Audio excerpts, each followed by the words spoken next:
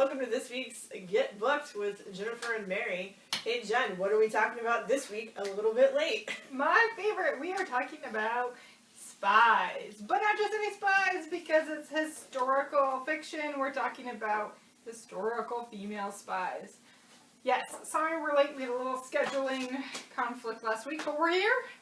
And you get two of us this week, so woohoo! When is it ever, was there three of us sometimes? No, I don't think so. There's one of us, there's no. Yeah. Okay. Okay. You want to go first because you have more books? I do have more books. And that, and we talked about it before we hit record. I think you actually have more variety in your era. Oh, maybe. I think you do. We'll see. That's okay.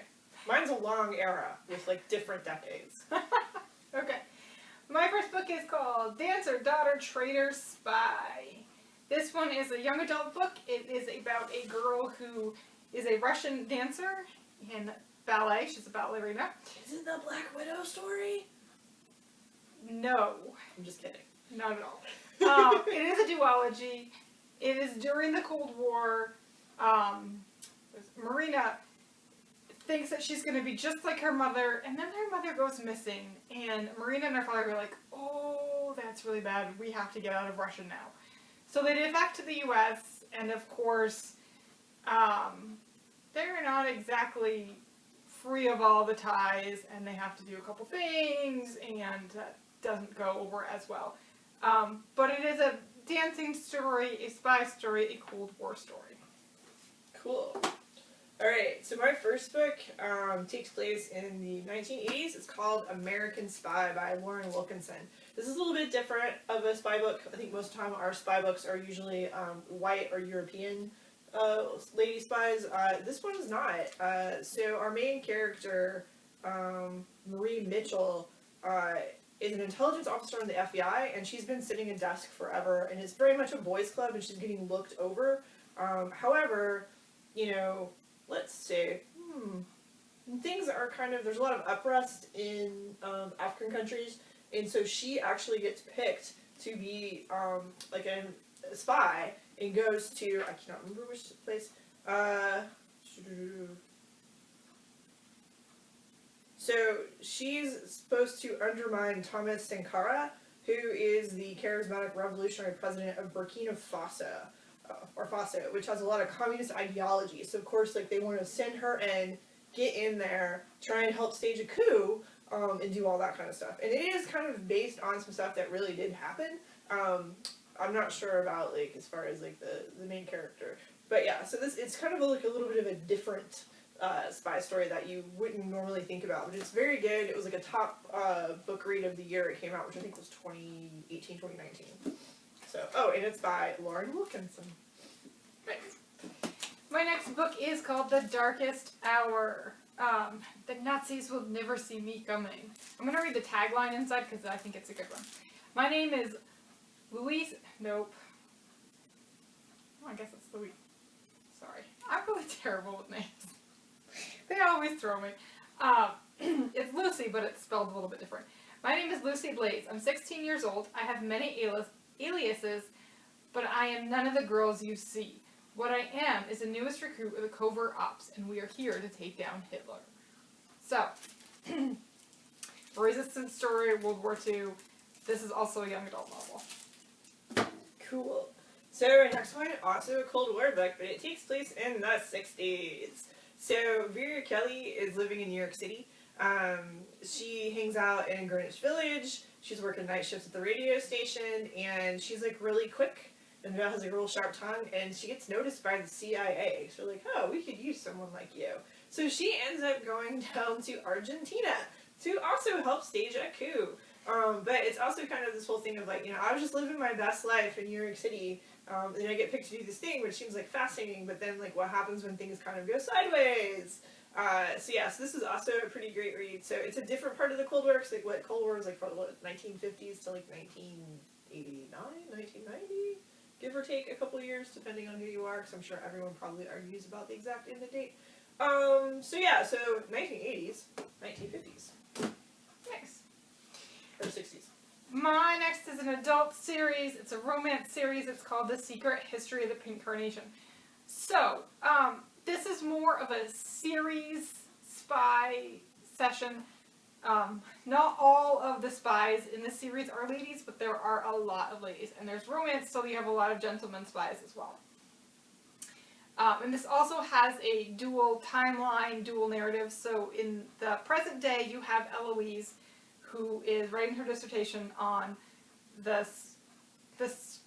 secret identity of the Pink Carnation. And the Pink Carnation is kind of like the Scarlet Pimpernel. It's a Napoleonic era, and there's lots of different spies that go through. So she is trying to figure out the history. She meets one of the descendants, and she's trying to like look at the historical papers. So in one sense, that's like her timeline, and the second timeline is actually what's happening with the Pink Carnation. And it's really great. There's a lot of sexy times, there's a lot of danger, there's a lot of action. It's a really fun series. This is by Lauren Willig. So, really great spy stories. Hey Jen, have you seen Atomic Blonde? No. Really? Yep. Oh, surprised by that. Anyway, so if you have seen Atomic Blonde, the action movie with Charlize Theron, hey, guess what? It's based on a graphic novel. So, basically, as communism is, like, going under, a spy has been killed in Berlin that has a list of all of the names of all of the spies. So it's like the ultimate treasure trove of information. So our MI6 veteran officer, Lorraine Broughton, gets sent to recover the list. And it's kind of like she doesn't understand. I mean, she knows she's walking into, like, a not great situation, but it is a powder keg of problems. And, like, who can you trust? And there's all of these assassinations that keep happening. So it's really, really, really good if you haven't read it. Also, the movie is fantastic. It's like watching one long, giant music video. I love it. Nice.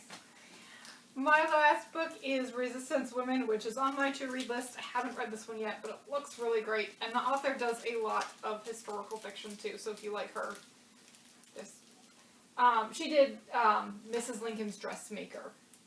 So, in this book, Mildred is marrying a German economist. They start their life together in Berlin in the 1930s, and then, of course, Hitler comes to power. Mildred and her friends start gathering some intelligence information for the American side, and they're trying to, obviously, take down Hitler. So, Resistance Women. I find Resistance Women really fascinating, and I haven't really read a lot, but I'm very fascinated by, like, the whole Bletchley Park. Did you watch the PBS show? I don't think so, but I think it's on my to-watch list. We had the DVDs at the library. That was one of the first things I bought when I came here 5.5 years ago, because it was on. I was like, we have to buy them, because they're amazing. It's very good. But also, I want to say, anyway, that's neither here nor there. So, I was surprised you did not pull, or, like, print out, because it was checked out, because I checked it, Alyssa Cole's An Unexpected Union. I thought you were going to get that one. Yes. I could see how you would think that. Yeah, so that one is based on isn't that one based on a real story? Or am I thinking about the Beverly Jenkins one? I don't know. There was so it was anyway, check it out, it's a good book, which I'm not telling you anything about, which just adds more mystery to it. It is a Civil War era book. Yeah, so I want to say it's like freed slave that goes back down south undercover in Jefferson Davis's household, maybe? Anyway, so, hi, I have lots of books in my head. If it's the right title, who knows? Anyway, thank you for joining us on Get Booked as we talked about Lady Spies. We also have a ton more Lady Spies book, because who doesn't love spies? Alright, so, thanks for joining us on Get Booked, and, oh wait, do we need to talk about our prices or anything? Sure, we can. We do have the lovely mugs and the fantastic candles made by Val. So get a bingo, get a prize. Also, get your name in the raffle for a gift card to, Inishmore this month. Thank you. I was thinking of a different Irish bar that is not in this town. I was like, it's an Irish name, but it's not the right one. So, Inishmore. Alright, thanks for joining us, and we'll probably see you later this week, too. Yeah.